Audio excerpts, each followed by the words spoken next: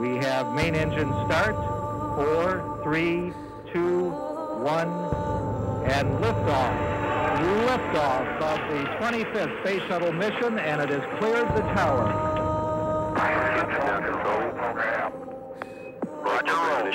The Space Shuttle Challenger lifted off from Cape Kennedy January 28, 1986. It was the 25th shuttle flight and the 10th for Challenger. Engines throttling up, 3 engines now at 104%. Challenger, go with throttle up. Roger, go with throttle up.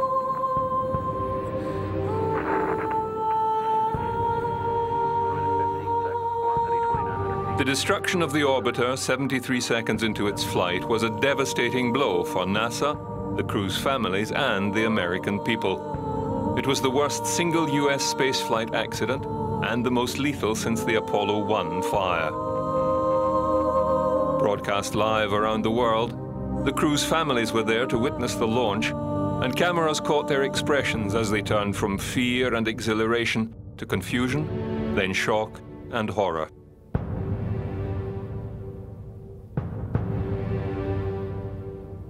On board, a full crew of 7 astronauts. One in particular was of great public interest. She was Christa McAuliffe, a school teacher. McAuliffe had been selected from 11,000 applicants for the Teacher in Space project. Teacher in Space. She was to become the first teacher in space and to have taught 2 classes from the shuttle whilst in orbit. Other crew on their first mission included Gregory Jarvis and pilot Michael Smith. For the other crew members, this was their second venture into space. Mission specialists Judith Resnick and Ellison Onizuka, Ronald McNair, and Commander Dick Scobie. The cargo bay of Challenger contained another $100 million TDRS satellite. Immediately after the accident, NASA went into lockdown mode, saving all the data and any other information available to help an investigation into the accident. Shortly after the destruction of the orbiter, the range safety officer sent out the signal to the remaining solid rocket boosters to self-destruct, as they were deemed a danger as they continued flying off in separate directions. The television broadcast showed pieces of the spacecraft splashing into the ocean some minutes later. There was no hope of rescue for the crew. The range safety officer also kept all rescue ships and aircraft out of the area for an hour, as debris continued to rain down and was an obvious danger. The investigating commission was as high-powered as possible and included former Secretary of State William Rogers, astronauts Neil Armstrong and Sally Ride, world-renowned physicist Richard Feynman, several aviation specialists, Air Force generals, and even veteran test pilot Chuck Yeager. This group of high-profile experts were more than capable of finding the truth, no matter how sensitive, and making strong, undiluted recommendations for the future of the shuttle program, and indeed, NASA. The investigation team went back to the beginning, the assembly of the shuttle components, the solid rocket boosters, and the external tank. They checked the procedures that were in place in the assembly of the shuttle stack. The launch of Challenger was rescheduled several times, resulting in the final countdown on January 28th. The weather was forecast to be clear and cold, with the temperatures dropping into the low 20 degrees Fahrenheit overnight. The fueling of the external tank began at 1:25 a.m. Ice had accumulated on the launch pad during the night. Several water systems were opened slightly and allowed to flow into drains. The drains froze and caused overflows. High wind gusts spread the water over large areas, and ice formed. The air temperature at launch was 36 degrees Fahrenheit, 15 degrees lower than any previous shuttle launch. The investigation team then looked at the launch video and photographs in great detail to look for any anomaly that might present itself. Sound suppression water began to flow. The accumulated hydrogen burn-off around the engines was commenced. The main engines went through their pre-programmed gimbals. then set to launch configuration. 6.6 seconds before launch, the main engines are ignited and run up to full power. This causes the shuttle stack to rock or sway out of alignment, then back again. The twang effect was incorporated into the launch sequence. When the shuttle stack returned to the vertical, the solid rocket boosters were ignited. At T0, explosive bolts release the solid rockets and the shuttle begins its ascent. Challenger cleared the tower, and the pre-programmed roll maneuver commenced 7 seconds after launch. The roll maneuver was completed after 21.124 seconds. Then the main shuttle engines were throttled back to 65% for about 16 seconds as the shuttle went through max Q, or maximum dynamic pressure. At an altitude of 9 miles and a speed of 2,900 feet per second, the external tank ruptured, then disintegrated. Contrary to common belief, the tank did not explode. 15 seconds, velocity 2,900 feet per second, altitude 9 nautical miles, downrange distance 7 nautical miles. Investigators then looked at 3 cameras positioned around the launch site. There, they discovered an anomaly. At 0.678 seconds after launch, a puff of grey smoke was spotted coming from the vicinity of the aft joint on the solid rocket booster. This revealed that there was not a complete seal at the joint of the solid rocket booster. The second camera angle confirmed the presence of this dark smoke emitting from the solid booster. The mechanical joint of the booster was leaking. The 2 images together show the growth of the dark plume as it moves upward from the seal, then downward as the shuttle rises, appearing on the left image, then a second later on the right image. A third angle, close up, revealed the plume in higher detail. It would seem that NASA had found its smoking gun.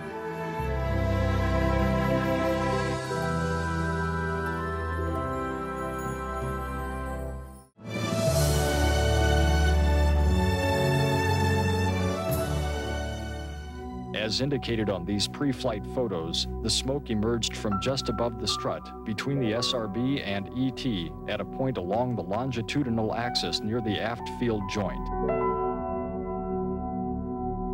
As the commission members studied further recordings of the launch, the O-ring in the right rocket booster became their center of focus. The rubber in the O-rings failed to function correctly at lower temperatures. This failing could lead to hot gases from the rocket engine leaking out of the casing joint. Analysis of flight footage revealed the hot gases escaping from the O-ring joint, burning the side of the external tank and the final destruction of the spacecraft.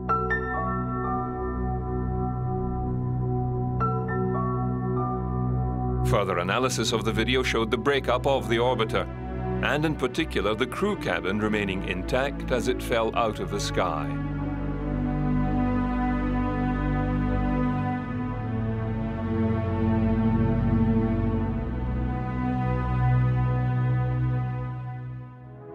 To confirm their theory, investigators had to retrieve as much of the debris as possible. 22 ships, 6 underwater search vessels, and 33 aircraft participated in the search for the remains of the shuttle. The initial pieces recovered were floating on the surface of the water. The submarine fleet was used to locate debris by sonar, then make a visual identification of the piece. If relevant to the investigation, it was to be recovered. 50% of the entire vehicle was recovered in the effort. An area of over 93,000 square miles, up to depths of 370 meters or 1,200 feet, was combed. The recovered hardware was brought to the logistics facility, where reconstruction of the vehicle was undertaken. Experts analyzed the structural breakup of the orbiter and external tank to help prove the investigators' theory. Pieces were distributed on the floor of the facility, and eventually 45% of the orbiter was accounted for. It proved the orbiter itself and the payload did not contribute to the accident.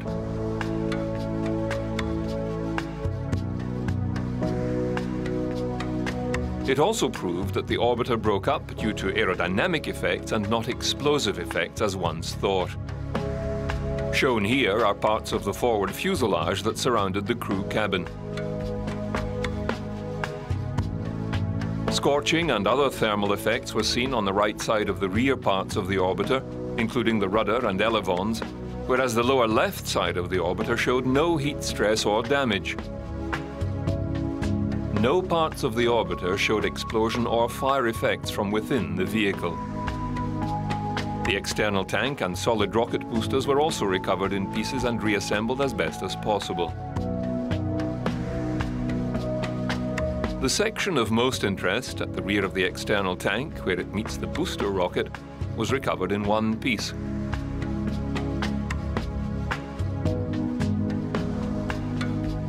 It showed that the lower strut of the booster rocket had broken away. The external tank debris showed extreme stress to the inter-tank section, showing that the upper tank collapsed down as the lower hydrogen tank emptied into the air. The range safety explosives built into the tank had not detonated, proving the tank itself did not detonate.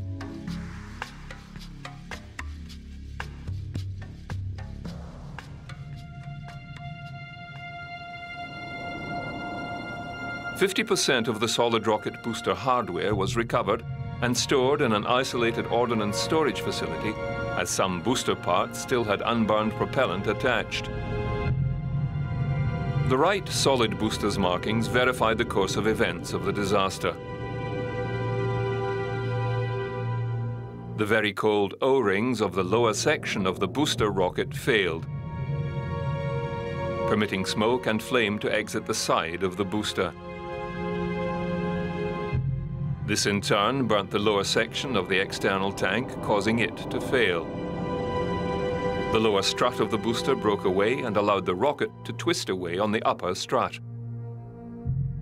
Simultaneously, the cryogenic hydrogen propellant was dumped into the atmosphere.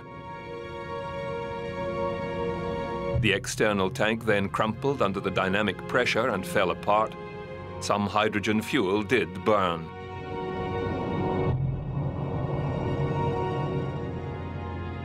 The shuttle itself then began to break up and plummet back to Earth. The astronauts did commence emergency procedures in the seconds following the breakup, but the high Gs would have quickly rendered them unconscious.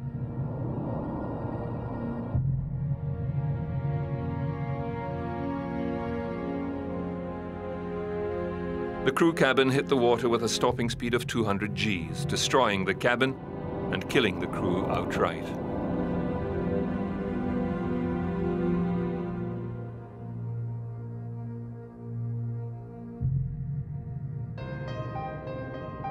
The results of the investigation also criticized NASA management and the contractor for the O-ring design, as the danger of such a weak design had been pointed out. NASA was also criticized for lack of communication and the decision-making judgments to launch. 9 recommendations were made by the Commission.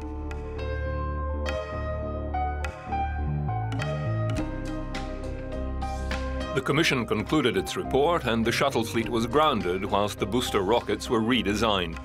It would be 3 years before another shuttle would fly. 7, 6,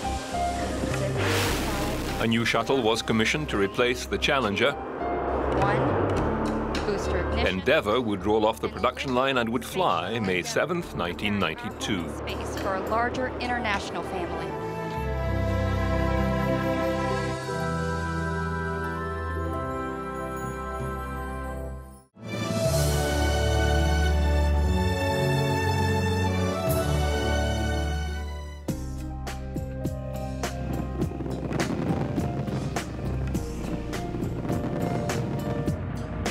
The grounding of the shuttle fleet had future flight payloads retasked to more conventional rockets.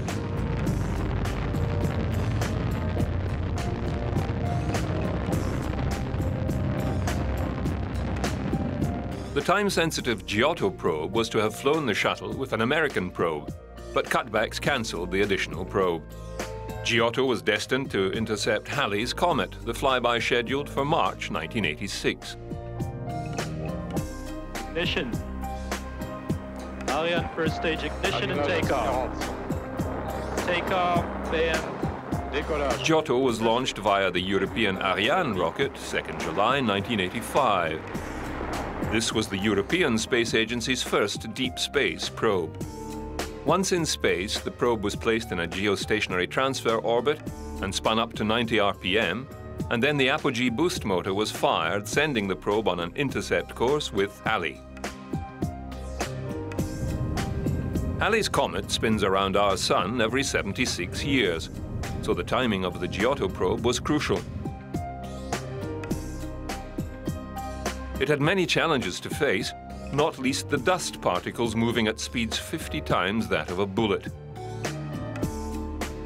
Giotto was designed to reach as close as 596 kilometers from the nucleus.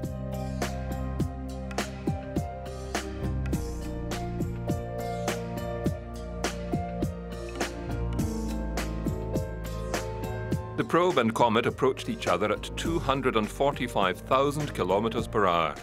At that speed, a dust particle could penetrate 8 centimeters of aluminium.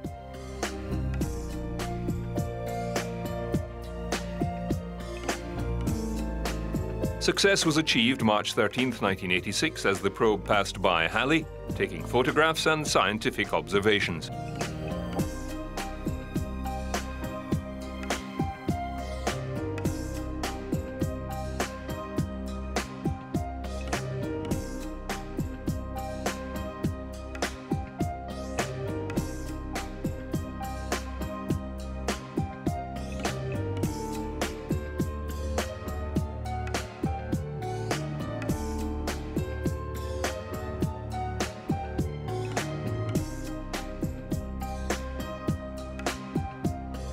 Giotto found the nucleus of Halley to be blacker than coal, and it ejected about 3 tons of matter per second. This ejecta consisted of 80% water, 10% carbon monoxide, 2.5% methane, and ammonia and traces of iron, sodium, and hydrocarbons.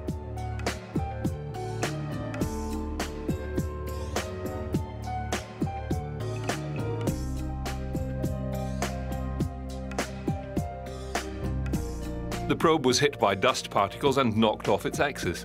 Some sensors and cameras were also damaged by Halley's cloud of particles. The probe corrected its orientation and continued to function for the rest of the encounter.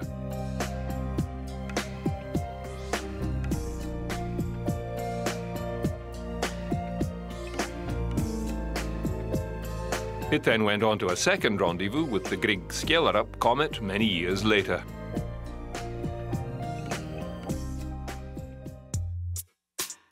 The Soviets, accustomed to their own spaceflight disasters, carried on. Their next project was Mir. Mir is Russian for either peace or world, and was a direct development out of the Salyut space station program. In fact, the construction of Mir began before Salyut 7 had been abandoned. Mir was constructed over a period of 10 years and inhabited for nearly the entire time. Mir holds many space firsts and duration records. It was inhabited for 9 years, 11 months, and 22 days, 8 days short of 10 years. Mir was also important in international relations. It would eventually carry on the work of the Apollo-Soyuz test project and would see astronauts and cosmonauts of many nations working together aboard Mir. The American space shuttle would become a regular visitor to the station. Mir would also see its share of drama: decompression, fires, and a collision with another spacecraft. But it was none of these disasters that nearly brought Mir down. It would be the collapse of the Soviet Union and the lack of funding. Mir began its life in low Earth orbit February 19, 1986, with a successful launch of the core module aboard a Proton rocket. The modified DOS-based core module weighed 20,100 kilograms and had additional docking ports, 6 in total. 5 in a spherical unit at one end, where other components could be attached. The other end had a single docking port for a Soyuz spacecraft. The core unit contained the basic living quarters for the cosmonauts. Early development was cash-strapped due to the urgency in getting the Soviet Union's space shuttle Buran operational. However, funding was redirected back to the Mir project to meet tight political deadlines. The first crew to inhabit the station flew aboard Soyuz T-15 on a remarkable flight indeed. Leonid Kizim and Vladimir Solovyov docked with Mir March 15, 1986, and stayed 51 days, powering up and checking out the Mir's extensive systems. During this time, 2 unmanned Progress spacecraft docked with the station, and the cosmonauts unloaded and stored the supplies and equipment. On May 5th, the 2 men undocked from Mir and traveled for a day to the Salyut 7 space station, still in orbit. They docked and boarded the Salyut station and remained there for 51 days, collecting 400 kilograms of scientific materials and equipment. During this time, an unmanned Soyuz TM-1 spacecraft docked with Mir. Kizim and Solovyov then left Salyut 7 and voyaged back to Mir and docked once again with the space station. They then moved the scientific experiments and equipment into Mir and remained for a further 20 days. The 2-man crew finally left Mir unoccupied July 16, 1986, and returned to Earth. The second crew to Mir arrived in February 1987, and during their stay, the second component of Mir arrived. The Kvant 1, a 10,000-kilogram astronomical and science workshop. Attempts to dock the unit failed twice. A spacewalk by the cosmonauts found the fault to be a bag of garbage stuck in the docking port that had been left by a Progress vessel. With the US shuttle fleet grounded, the Soviets had unfettered access to orbit once again.